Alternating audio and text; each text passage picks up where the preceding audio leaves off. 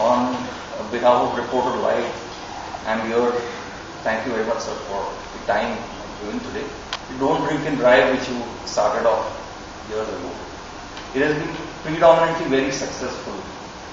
The Don't Drink and Drive campaign of the Mumbai Traffic Police, it kicked off on the 20th of June 2007. And it's will be completing about 5 years. And in the last 5 years, the action taken under this, predominantly it is 185 of the Motor Vehicle Act, which prescribes a punishment, either fine up to rupees 2,000 or simple imprisonment up to 2 months, 6 months, whatever. Though such a large number of days of punishment has not been awarded. Nevertheless, the fear of punishment is more important than the punishment. Yes. Number one. And 2,000 is a huge fine. Even an imprisonment for a day or two plays very heavily on the mind of the person before he gets drunk. That's right. After he gets drunk, he doesn't really care. So there have been a couple of ingredients which have made this campaign very successful. Number one is the sustained manner in which it has been carried out over a long period of 5 years, irrespective of officers coming and going. So this is one campaign which the Mumbai Traffic Police has worked on very hard and very sincerely, because it is indeed a very life-threatening thing. It's the most important thing that we must understand is that the enforcement of this drive has been largely in the night time. And in the night time, the volume of traffic is not even 2% of its regular day volume. The entire volume, it simply disappears by about 11 o'clock.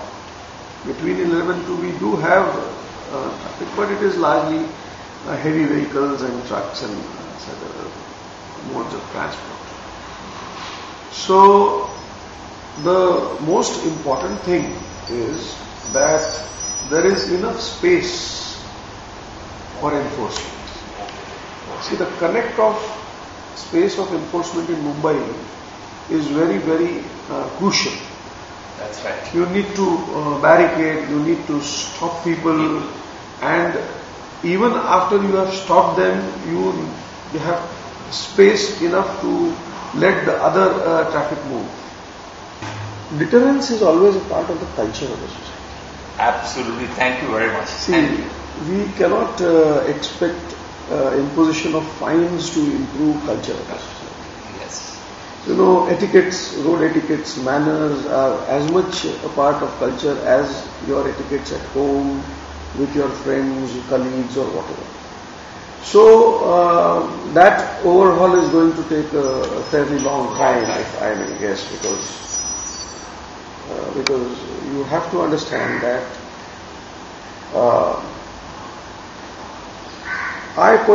of course, there is a very strong thought process that imposition of higher penalties will be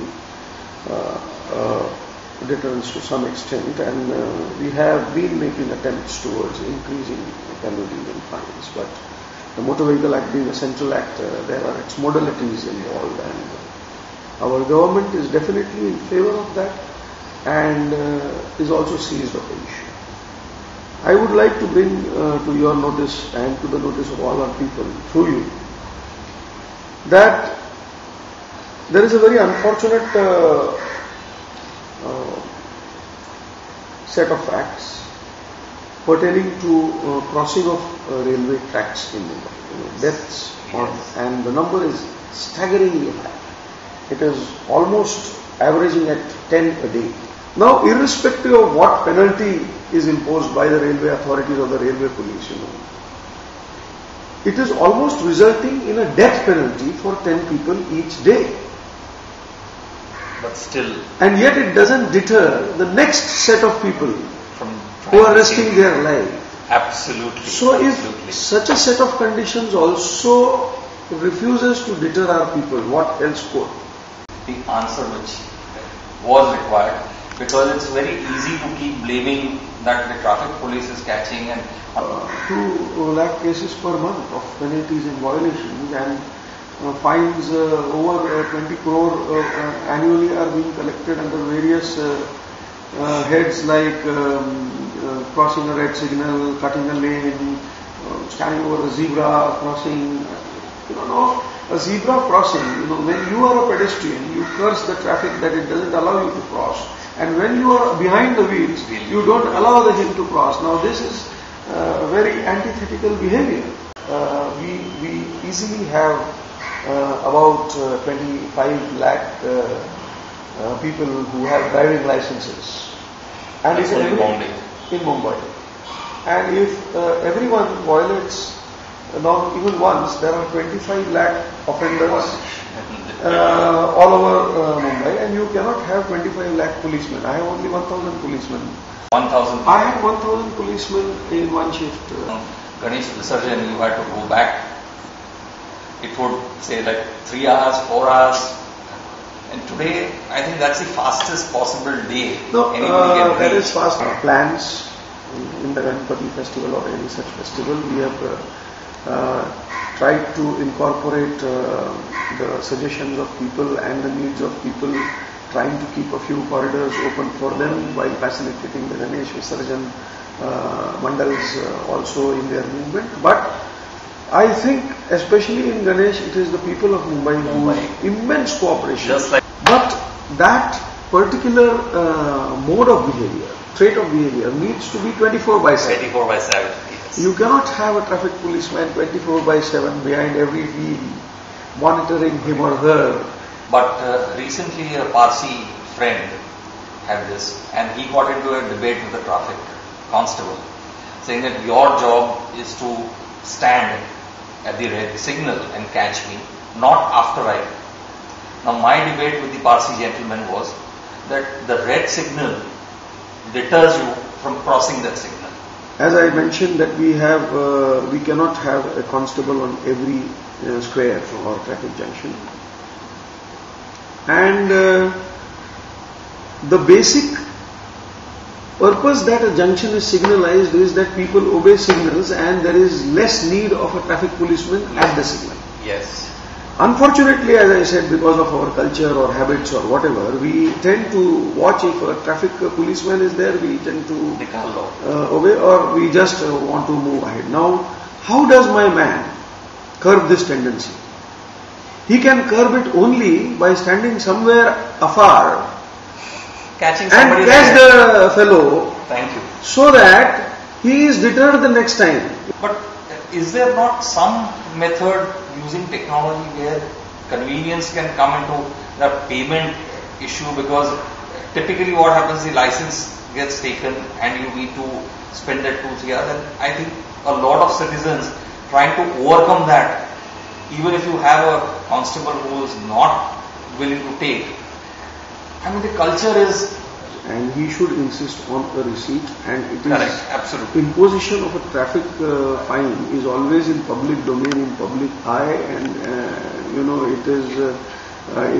it is almost impossible for a constable not to give a receipt if a person is insisting. So it is largely my appeal to people that they should insist on a receipt. Coming to technology, yes, we are trying to introduce a system wherein the receipt will be generated electronically, so that the violation section is printed and the location is printed. It is all recorded, and there is a database on the server also, so that if there is any... Yes. It is coming, it will come very shortly, I hope.